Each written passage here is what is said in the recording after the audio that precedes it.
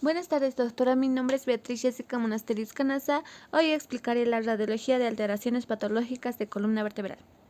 Empezamos. La deformidad de la columna vertebral. Esta patología raramente se presenta como un cuadro doloroso. En la mayoría de los casos se trata de patología benigna. Bien se supone un gran número de consultas por la preocupación que genera en padres y pacientes. Empezamos. La escoliosis. El término escoliosis se refiere a aquella deformidad en el plano coronal mayor a un ángulo de Cobb de 10 grados, asociada a rotación en el plano axial y que altera también el plano sagital. Por lo tanto, se trata de una deformidad tridimensional. Esta se clasifica según la Scoliosis Research Society en 5, que sería la escoliosis idiopática adolescente, escoliosis congénita, escoliosis sindrómica, escoliosis neuromuscular y la escoliosis de inicio precoz. Empezaremos con la escoliosis idiopática adolescente. Esta no se conoce la etiología de la escoliosis. En la escoliosis congénita es la deformidad debida a una anomalía congénita en el desarrollo de las vértebras y puede tratarse de defectos de formación que tendríamos la hemivértebra, vértebra en cuña. También en defectos de segmentación, bloque o barra. También se asocia con anomalías cardíacas, urológicas e intrarraquídeas, por lo que es necesario descartarlas cuando se tiene a un paciente con una escoliosis congénita. Continuamos con la escoliosis sindrómica, asociación a síndromes que serían la Preteus, la MARF, el síndrome de Down. También la escoliosis neuromuscular. Esto se hace debido a la falta de sustento de la musculatura de la columna en relación con su patología neurológica o muscular. Entre ellas tenemos neuropáticas, que serían las primeras motoneuronas, que sería parálisis cerebral infantil, o también las segundas motoneuronas, que es atrofia muscular espinal. La segunda es la miopática, que tenemos entre ellas la artrogriposis, distrofias musculares. Esta presenta curvas largas en C y la pelvis suele formar parte de la curva, originando una oblicuidad pélvica. Estas curvas son progresivas a pesar de que el paciente alcance la madurez esquelética. Y por último tenemos la escoliosis de inicio precoz, aquellas que tienen lugar en pacientes menores de 10 años independientemente de su etiología. Continuamos con la anamnesis. En esta fase es importante recoger los antecedentes familiares y personales. Atenderemos a la forma de edad de inicio de la patología, así como las características de su progresión. También es bueno interrogar acerca del crecimiento y desarrollo puberal del paciente, y en especial si la menarquía ha tenido lugar, en caso de ser niñas, para valorar la capacidad de crecimiento restante que puede hacer progresar la deformidad. Y también, por último, anotar los tratamientos realizados hasta el momento, observación en fisioterapia, ejercicios, corsés y demás. La exploración. Como en cualquier otra patología, la anamnesis y exploración clínica es imprescindible. Si bien la principal prueba exploratoria es radiografía anteroposterior de raquis completo en bipedestación para estudiar la existencia de no deformidad y describirla, hacer seguimiento evolutivo y valorar el estado madurativo. Ante un paciente que acude a consulta para valoración de una posible deformidad del raquis, debemos realizar una exploración sistematizada. Habitualmente nos colocaremos detrás del paciente para estudiar la columna y describiremos desde esa visión los hallazgos que encontraremos. La inspección. Observaremos cómo entra a la consulta, su forma de andar y aspecto, y pues en ocasiones estas deformidades se encuentran en el contexto de cuadros sindrómicos. Le pediremos que se desvista y empezaremos a inspeccionar posibles posturas antiálgicas, gestos de dolor, movilidad de tronco, flexibilidad mientras realizaba dicha tarea. Pasaremos a una inspección estática, en posición de firmes, valorando la simetría del tronco y el equilibrio del paciente. Buscaremos la existencia de neurofibromas en la piel, pues puede asociarse a la existencia de escoliosis. La diferencia en la altura de los hombros nos puede revelar la existencia de una deformidad. A nivel dorsal, buscaremos la presencia de jibas que revelen rotación vertebral y desplazamiento costal. También examinaremos el triángulo del talle, formado por el borde interno de la extremidad superior y la cintura y el tronco. Cuando existe una deformidad lumbar, no son simétricos el de un lado y el contrario. Por último, comprobaremos a nivel de crestas ilíacas las posibles existencias de básculas pélvicas, que pueden poner de manifiesto la existencia de una dismetría de extremidades inferiores. Tomaremos nota del desarrollo puberal que presenta con la presencia o no de un vello púbico o axilar. Bueno, como podemos ver en la figura, es la exploración del triángulo del talle, escoliosis dorsal derecho y compensatoria lumbar izquierda. Asimetría, la simetría es muy evidente. Continuaremos con la palpación y maniobras exploratorias. Debemos recorrer la apófisis espinosa buscando puntos dolorosos. De igual manera, podemos palpar las masas musculares paravertebrales en busca de contracturas. Realizaremos la maniobra de Adams, haciendo que el paciente flexione el tronco, intentando llegar al suelo con sus manos sin flexionar las extremidades inferiores. Como podemos ver en la imagen, es un ejemplo de la maniobra de Adams patológica. Y como se observa la gibosidad, refleja la rotación vertebral y costal y está en curva dorsal derecha. En caso de deformidad, se presenta de manifiesto la existencia de una jiba. En los casos de actitud escoliótica, dicha jiba puede existir en la inspección estática. Desaparece con esta maniobra mediante inclinaciones laterales. Valoraremos la flexibilidad del tronco. Se puede realizar la suspensión del paciente por las axilas en caso de niños de peso no elevado, con objeto de explorar cómo se comportan las posibles deformidades y estudiar su rigidez. Por último, se puede valorar un nivel, puede ser empleado para valorar desequilibrios, aplicándolo en la zona dorsal en posición de flexión del tronco. También podemos comprobar la existencia de zonas prominentes de hemitórax respecto al contrario. Como podemos ver en esta figura, es la utilización del nivel para evidenciar durante la exploración clínica la presencia de una asimetría en el tórax y la jiba originada por la deformidad del raquis. También podemos comparar a la altura de los hombros, en este caso, o de las crestas ilíacas. Igualmente podemos emplear una plomada con el paciente en bipedestación, sujetándolo sobre la apófisis C7. Si no existe desequilibrios, el final de la plomada debe situarse sobre el pliegue intergluto. Como podemos ver en la imagen, es la utilización del nivel para valorar desbalances o asimetrías de hombros, y también se emplea de la plomada para valorar posibles deformidades en el plano coronal y situaciones no patológicas. Las pruebas complementarias, el principal herramienta sería la radiografía simple del raquis completo en bipedestación y en dos proyecciones anteroposterior y lateral, incluyendo las crestas ilíacas y la región inmediatamente inferior a ellas. Al visualizarlas, las colocaremos como si estuviéramos observándolas desde atrás, correspondiendo del lado izquierdo del observador con el izquierdo de la radiografía. Lo primero que debemos atender es a la existencia o no de alteraciones anatómicas, asimetrías, fusiones vertebrales o bloqueos óseos y falta de formación o génesis vertebrales anómalas, como en el caso de la hemivértebras. Si existen curvas anómalas, existen varios elementos para describirlas. Podemos describir deformidades en el plano sagital, hipercifosis o hiperlordosis, o deformidades en el plano coronal, escoliosis.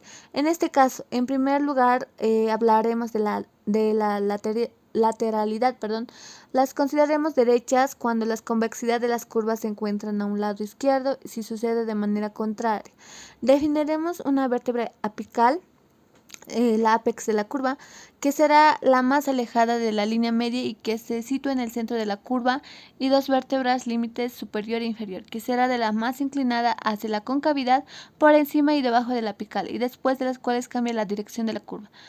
Utilizaremos estas vértebras límites. Podemos medir la angulación de las curvas utilizando diversos métodos. El más empleado es el método de Cobb. Se trata de una línea tangente al platillo superior de la vértebra, límite superior, y otra tangente al platillo inferior de la vértebra, límite inferior. El ángulo resultante puede ser medido con el goniómetro. En caso de no ser posible dicha medición, se puede trazar perpendiculares a dichas líneas y medir el ángulo complementario que será de la curva.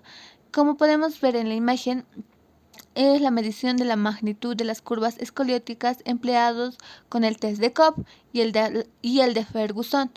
Puede emplearse también el método de Ferguson cuando se utiliza como referencia el centro de los cuerpos vertebrales, por lo que es menos exacto el ser una referencia de tanto subjetiva.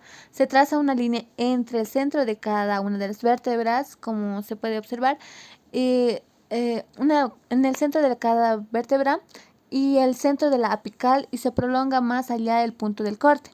El ángulo formado será de la curva, y las angulaciones por debajo de 10 grados no se consideran patológicas. Tan importante es la angulación de la curva es el grado de rotación vertebral. Podemos medirlo utilizando el método de Cottrell, que mide la distancia de la apófisis espinosa a la línea media del cuerpo vertebral, o mediante el método de Moe, que valora la posición del pedículo respecto al resto del cuerpo vertebral y su desplazamiento a medida que aumenta la rotación, acercándose a la línea media, incluso traspasándola en los casos más acentuados. Habitualmente existe una curva principal de mayor amplitud que incluye rotación vertebral y que se puede denominar estructurada, pues su rigidez es mayor, y una curva secundaria compensatoria no estructurada, flexible y corregible, que busca mantener el equilibrio del tronco y que es de sentido contrario al principal. La inclusión de las crestas ilíacas es importante porque podemos valorar la existencia de dismetrías de extremidades inferiores, así como el estado madurativo del paciente, pudiendo evaluar el potencial de crecimiento restante. La osificación de las crestas ilíacas la podemos clasificar siguiendo el test de Reiser, el grado 1, que nos reflejaría el inicio de osificación que sucede en la zona central. El grado 2 muestra una barra incompleta o fragmentada, y en el grado 3 la barra es completa. En el grado 4 comienza la fusión de esta barra al ilíaco, y por último el grado 5 se alcanza cuando la fusión es completada. A la hora de la valoración, la situación de madurez ósea, se puede emplear también la radiografía anteroposterior de muñeca y mano izquierda del paciente, siguiendo del atlas del Pillay y Graylich. Con el fin de valorar la flexibilidad de las curvas, podemos emplear el test también de bending. Es una prueba de que debe realizarse en decúbito con placas del raquis completo en proyección anteroposterior con inclinación máxima izquierda y derecha. De esta manera comprobaremos la capacidad de modificación de las curvas y su posible corrección, lo que hablará a favor de curvas poco estructuradas a menos rígidas. Es aconsejable que a la hora del seguimiento evolutivo el intervalo de tiempo entre exploraciones sea entre 4 a 6 meses hasta alcanzar la maduración esquelética o completar el crecimiento. Bueno, vamos a explicar la teleradio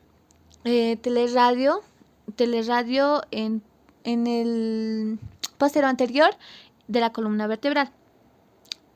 Como podemos ver en la imagen, se observa la existencia de jivas, como ya habíamos hablado, se podrá cuantificar con un escoliómetro. Hoy en día hay aplicaciones para dispositivos móviles que también sirven para medir la jiva. La exploración neurológica son los reflejos abdominales que realizan las fuerzas muscular, sensibilidad, reflejos en miembros inferiores. En la población infantil se puede realizar parte de exploración solicitando a los niños que salten a la pata coja, como solo de una patita, y primero con una pierna y luego con otra.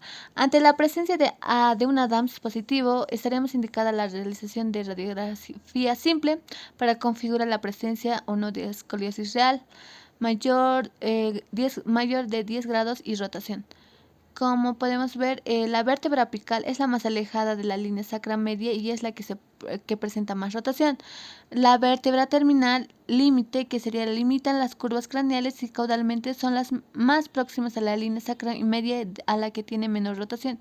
Las vértebras neutras son las primeras vértebras que no tienen rotación, pendículos centrados, como podemos ver en la imagen. Y en la vértebra estable, primera vértebra que es dividida en dos partes iguales por la línea sacra media. La imagen es un teleradiografía en posterior anterior de la columna vertebral. Hay que recordar que solo los adolescentes son simétricos, se solicitará una teleradiografía, el 1%, en posterior anterior y lateral en bipedestación. Dicha radiografía debe incluir toda la columna y la pelvis, y se identificará los siguientes elementos. Como ya habíamos hablado, del ángulo de Cobbs, que se medirá desde platillo superior de la vértebra límite superior a platillo inferior de la vértebra límite inferior.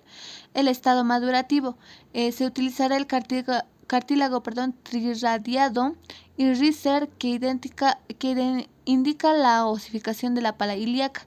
Un paciente con cartílago triridiado abierto tiene un gran potencial de crecimiento, mientras que un paciente con Richter ya no. Como podemos ver en la imagen, el estado madurativo valorando en cartílago triridiado y crestas ilíacas, que es la A, la figura A y la B. Continuamos con el equilibrio coronal y sagital. Se comprueba al paciente estado equilibrado. Como podemos ver en la imagen, es la valoración del equilibrio de la columna vertebral en teleradiografía. En coronal, la línea sacra media más 1 centímetro. En sagital, córner posterior superior más 2,5 centímetros. En el plano sagital se medirá la cifosis, la lordosis y parámetros espinosos pélvicos. Es importante en esta proyección descartar la existencia de posibles espondilolistesis o espondilolisis en deformidades rápidamente progresivas, curvas no típicas a que sospechemos patológicas y trasraquídeas. Se solicita de toda la columna, así como casos muy graves. Continuaremos con la hipercifosis. El término hipercifosis se refiere al aumento de la curvatura de convexidad posterior a nivel torácico o toracolumbar. La columna vertebral presenta en el plano sagital una serie de curvaturas fisiológicas con unos valores normales que varían según los autores. Por ejemplo, la lordosis cervical de 15 a 20 grados, la cifosis torácica de 20 a 45 grados y la lordosis lumbar de 40 a 60 grados. Estas curvas van a ir cambiando desde el nacimiento de un recién nacido. Presentará una columna enteramente cifótica. Al comenzar a sostener la cabecita, se desarrollará la lordosis cervical y con el gateo y la bipedestación aparecerá la lordosis lumbar para así conseguir una columna equilibrada. Dentro de las anomalías, en el plano sagital encontraremos la hipercifosis flexible, la enfermedad de Schauerman, cifosis congénita, la cifosis sindrómica. Empezamos con la hipercifosis flexible. Es un aumento de la cifosis fisiológica que al realizar maniobras de flexibilidad corrigen. La enfermedad de Schauerman no se conoce la etiología, cumplen los criterios de Sorensen. Cifosis mayor a 45 grados, 3 vértebras contiguas con acuñamiento mayor a 5 grados y los nódulos de Schauerman, irregularidades de platillos, se puede asociar con un dolor también de la espalda. La cifosis sindrómica sobre todo es característica de la asociación con pacientes con mucopolisacaridosis debido a la existencia de vértebras displásticas. En este se podría ver la hipercifosis flexible y enfermedad de Schauerman, ya que son las más frecuentes. La evaluación clínica. Se debe realizar una historia clínica completa para preguntar por los antecedentes de la hipercifosis en la familia, qué tipo de actividad realizan, así como presentan alguna molestia.